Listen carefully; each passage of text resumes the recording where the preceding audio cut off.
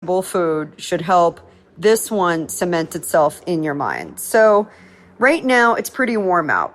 And if it's over 90 degrees outside, you don't want to let perishable foods sit out for more than an hour. And that includes your trip home from the grocery store on a hot day. Think about it.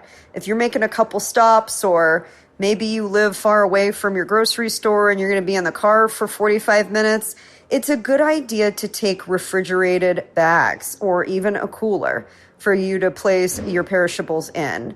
There's just no point in taking a risk. You know, we had a 121 degree day. My goodness, if you could fry an egg on the pavement, then imagine what that's doing to your cheeses or your sliced meats or your uncooked poultry. No, thank you.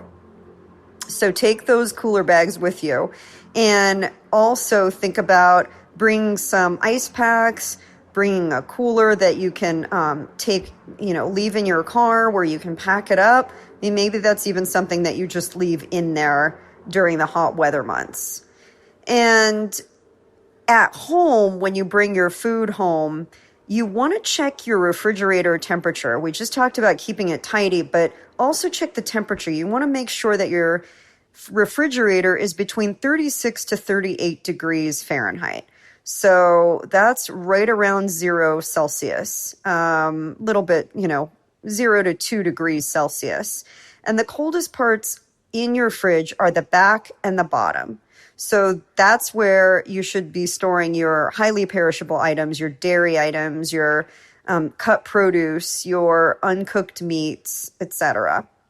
And knowing that your time and temperature is important, that also goes for cooking your foods. So the internal temperature of your especially your proteins, is really important. And if you don't know them off the top of your head, just check the show notes. I've got some of the important ones listed here for you, from poultry to ground beef to pork, etc. And those are the items that you really want to make sure, cooked eggs, things like that you're reaching the proper temperature to avoid the potential of getting sick from your food when you don't have to. Now, a lot of people have asked me this question, so I'm going to answer it the most diplomatic way that I know how. What do you do when it comes to foods that you're eating raw? Well, you just really need to know what you're doing. And I'm going to focus in on things like raw ahi tuna, raw fish in general, steak tartare, things like that. I think it's a really important practice to stay safe. I mean, food enjoyment is really important, but I also don't want you getting parasites or getting sick. So if you are not cooking your proteins at all, meaning you're not even searing them, you're not putting any heat on them, I like to make sure that they have been frozen. And the freezing process does help to reduce the impact that bacteria can have. It's not 100% guarantee, but it really does help. So while it may seem counterintuitive to take a fresh piece of tuna, freeze it, and then eat it raw, that's my practice. And I just feel a little bit better about that. Another practice that you can implement is just searing. And I know that means it's not raw anymore, but you're just getting the outside of it where contamination can happen most. And at least you are getting a little heat on there to kill what could be on the surface. So you can try that, but I do like freezing items first and then letting them thaw naturally in the refrigerator and then preparing them. Just that freezing helps to give it that extra little help of protection.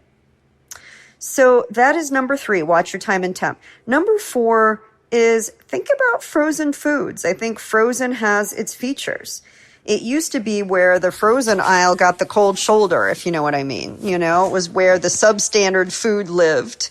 But just riding on the heels of what I just mentioned, the freezing process can help to diminish the presence of bacteria.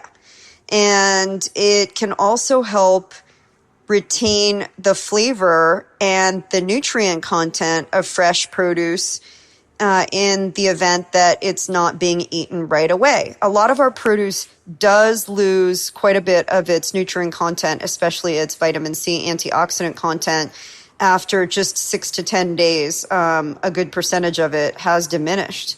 And so if that's not going to be your scenario, where you're not going to be getting your produce locally and eating it right away, the frozen aisle can offer a lot of benefits.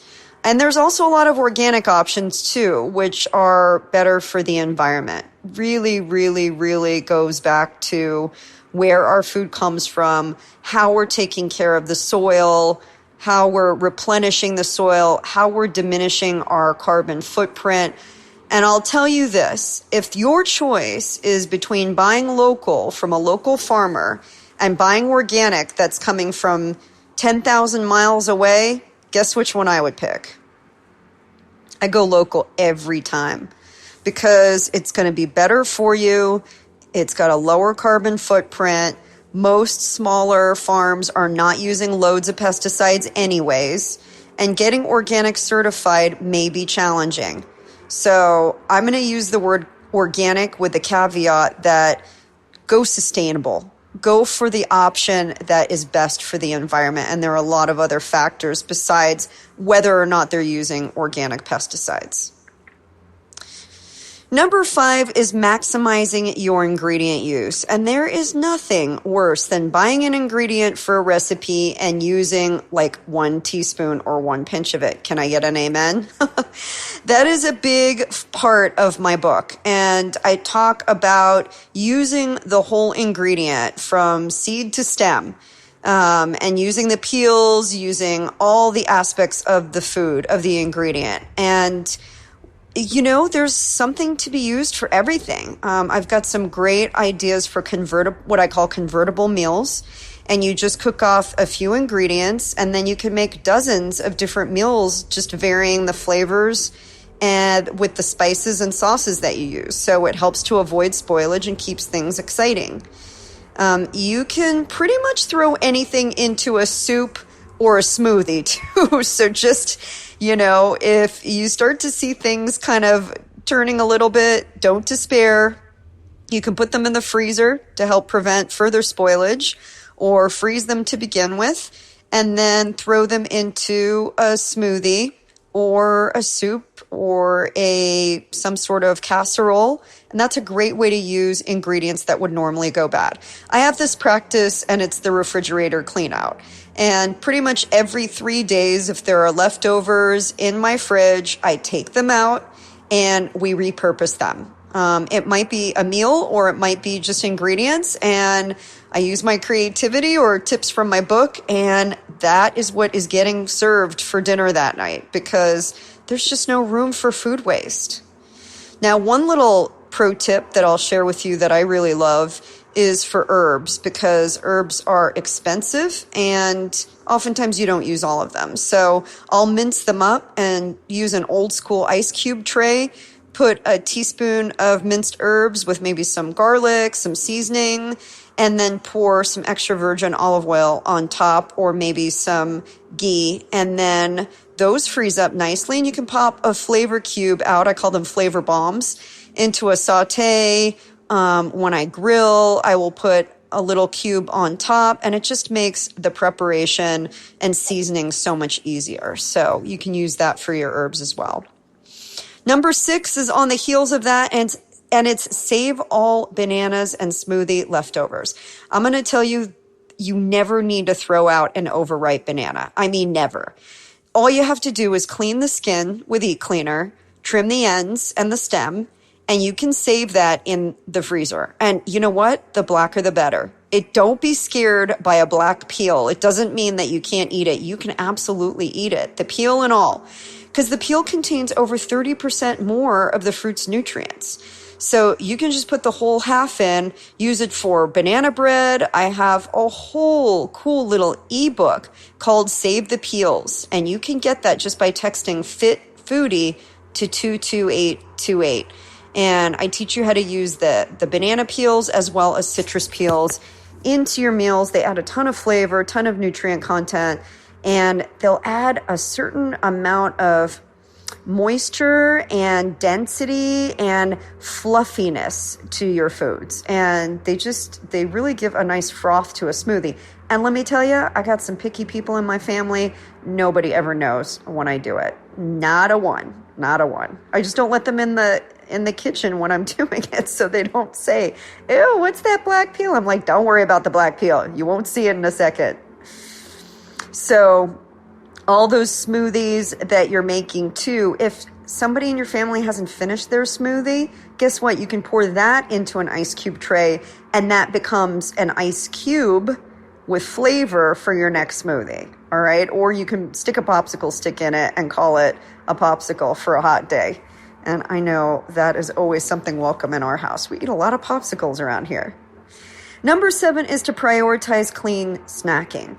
So when you go to the store and you buy a lot of prepared snacks or prepared foods for that matter, there's a lot of packaging that comes with that. Plus, there's foods that are not so great for you. I mean, look, I can appreciate and get down with a good potato chip every once in a while, but it's definitely not something that I put into my shopping routine every single time.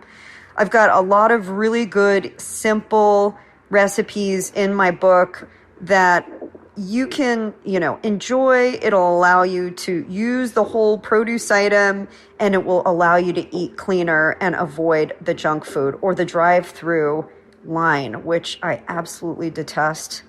It just makes me crazy how much waste gets produced from one trip.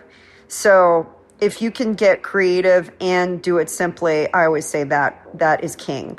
I've got a recipe for mixed root potato chips, and that's, veggie root chips, basically. I've got a recipe for crunchy chickpeas. I love those on a salad. They're fantastic. Or as a snack by itself.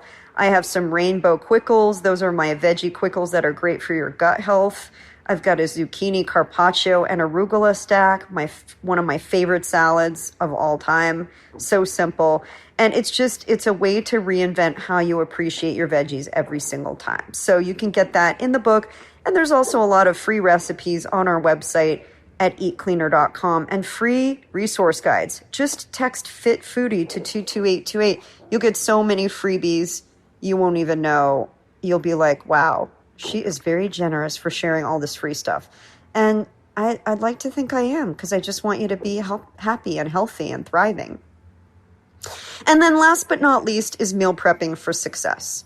One of my favorite quotes of all time. I don't know who actually quoted it first, but one of my favorite quotes is, fail to plan and plan to fail. I mean, you just need a plan. You need a plan for meal prep success. But it doesn't have to be an intricate, crazy, hard to execute plan.